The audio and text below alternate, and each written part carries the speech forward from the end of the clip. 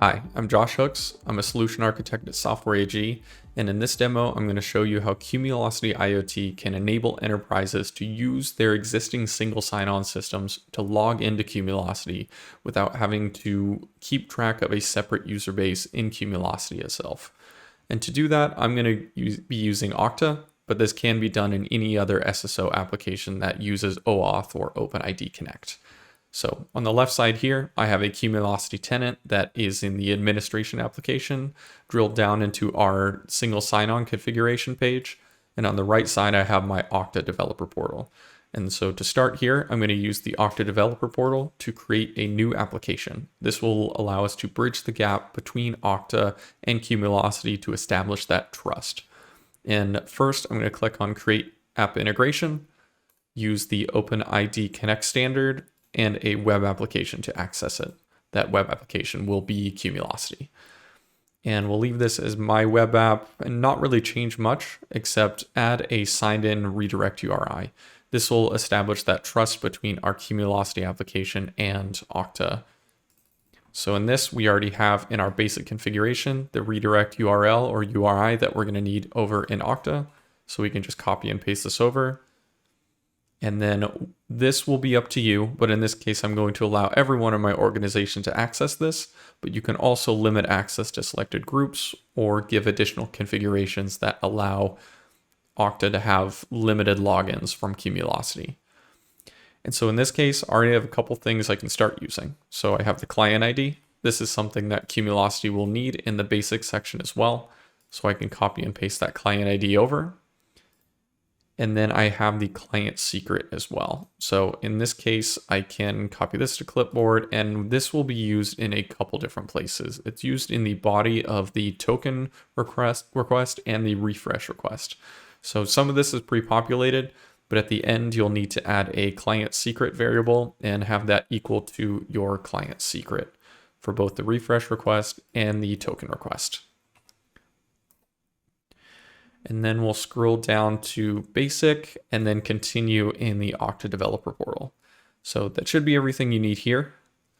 The next thing we'll need to do is create an authorization server so that we know how Okta knows how to authenticate the users as they come into the Okta portal.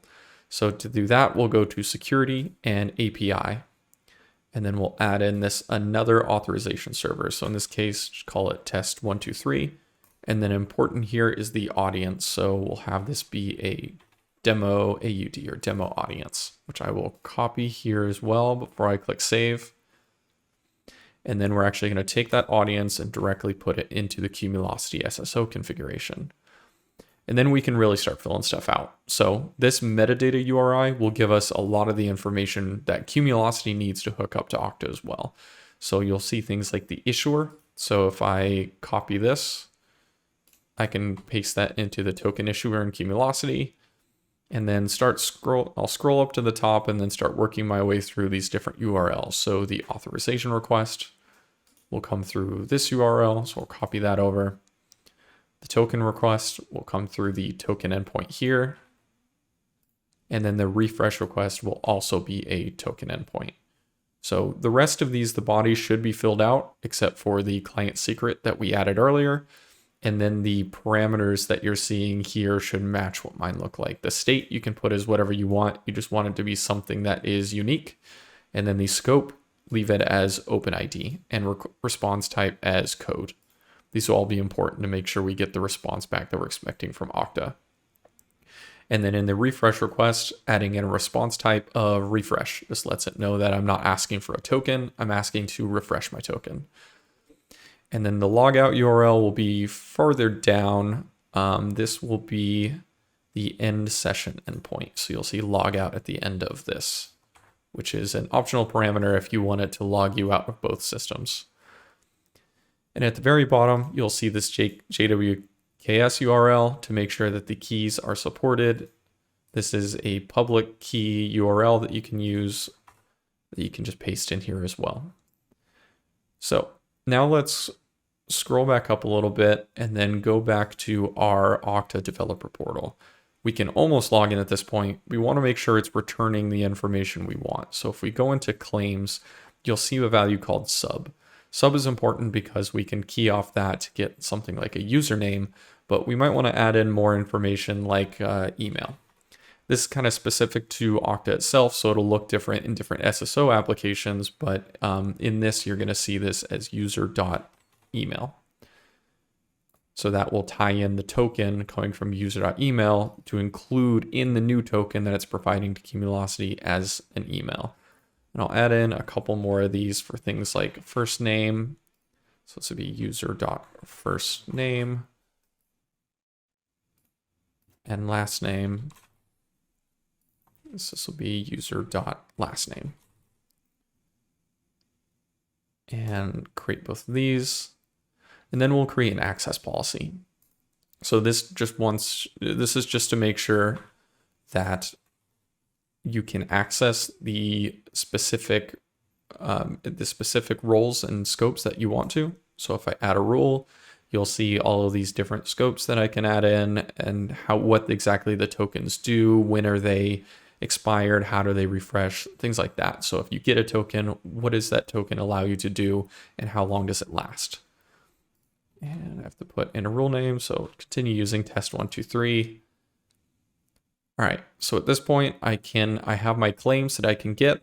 My scope of OpenID should give me access to that claims because of my access policy. And then I have all the metadata set up. So back in Cumulocity, you can decide what the button name is going to be. So in this case, I'm going to do login with Okta, and the provider name is Okta. And then I define my access mapping. So this will have to do with the actual token that comes through to Cumulocity.